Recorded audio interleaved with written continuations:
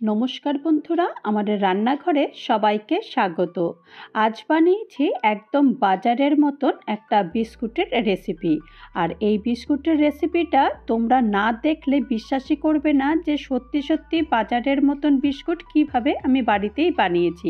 আশা করি তোমাদের এই বিস্কুটের রেসিপিটা ভীষণ ভালো লাগবে। আর ভালো লাগলে দেখার আগে অবশ্যই একটা লাইক দিয়ে দেখো।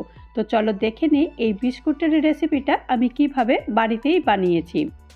তার জন্য একটা মিক্সিং জার নিয়ে নিয়েছি আর এখানে দুটো ডিম আমি ইউজ করব।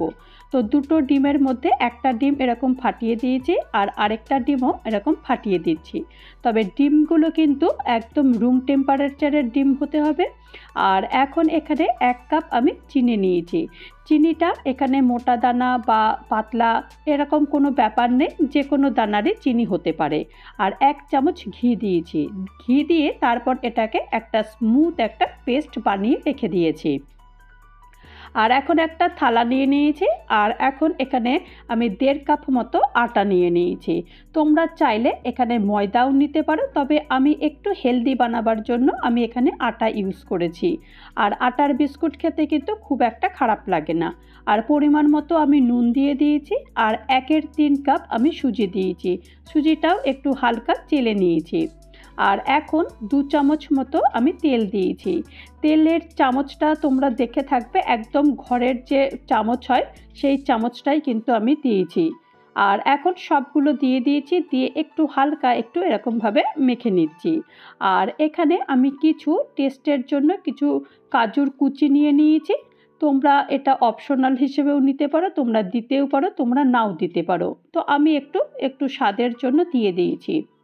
আর এখন যে পেস্টটা তৈরি করে রেখেছিলাম সেইটা একটু করে দেব।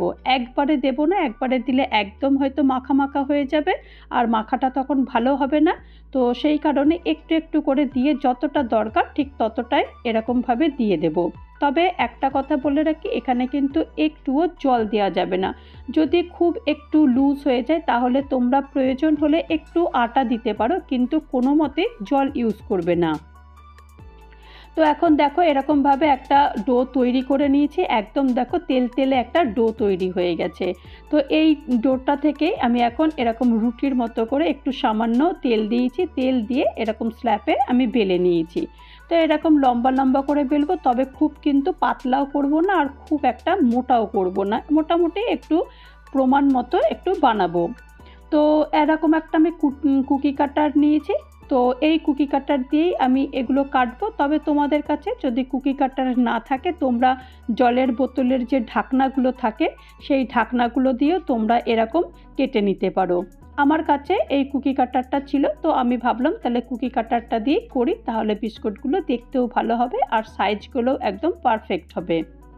তো এখন কেটে নিয়েছি আর যেগুলো এক্সট্রা ছিল সেগুলো এরকমভাবে তুলে নেব। এগুলো একটু আস্তে আস্তে তুলে নিতে হবে। আর যে এক্সট্রাগুলো রয়েছে এগুলো একদম ফেলানো যাবে না, এগুলো দিয়ে আবারও একটুখানি বানিয়ে নেব। আর দেখো এরকম পুরো একদম গোল গোল হয়েছে আর সবগুলোর শেপই কিন্তু একদম সমান হয়েছে। তো যেগুলো এক্সট্রা ছিল সেগুলো আরেকটু বেশ একটুখানি মেখে নিয়েছি। মেখে নিয়ে তারপরে এরকম করে আরেকটু বেলে নিয়েছি। এখান থেকেও দেখো বেশ 3-4টে মোটামুটি বেশ হয়ে যাবে।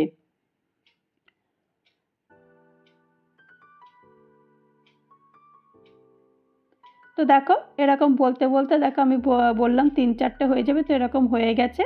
তো এগুলোও সেই আগের মতো করেই ওরকম তুলে নিয়েছি। আর একটুখানি শেপ দেবার জন্য যে কুকি কাটার ছিল এরকমভাবেই আমি একটু শেপ দিচ্ছি।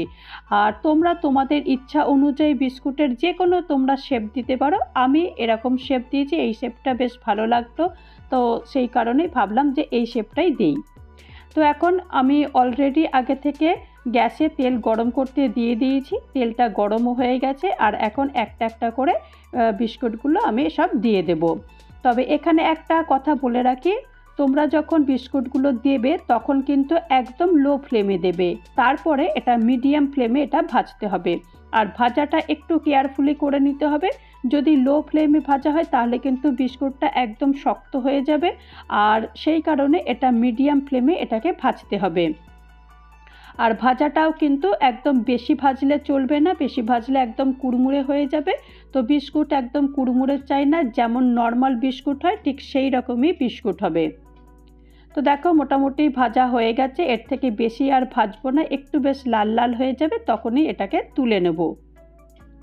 তো দেখো এগুলো মোটামুটি ভাজা হয়ে গেছে, আর একটা আমি টিস্যু পেপারের মধ্যে নিয়েছি যাতে করে এক্সট্রা যদি তেল থাকেও তো সেই তেলটা ঝরে যাবে। তো বাকি যেগুলো বিস্কুটগুলো ছিল সেইগুলো আমি এক এক করে এগুলো সব দিয়ে দিয়েছি, আর এগুলো সেই আগের মতো করেই এগুলো বিস্কুটগুলো ভেজে নিতে হবে। এগুলোও সব দিয়ে দিয়েছি, আর এগুলোও ধীরে ধীরে সব ভেজে নেব। তো এগুলো কিন্তু ভাজতে একদম বেশি সময় লাগে না, 5 থেকে 6 মিনিটের বেশি ভাজতে সময় লাগে না।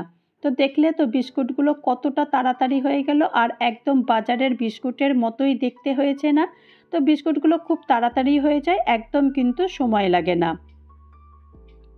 তো দেখো আমি সব বিস্কুটগুলো এখানে এনে দিয়েছি, তবে এই বিস্কুটগুলো কিন্তু অবশ্যই ঠান্ডা হলে তবেই এটা সার্ভ করবে বা খাবে।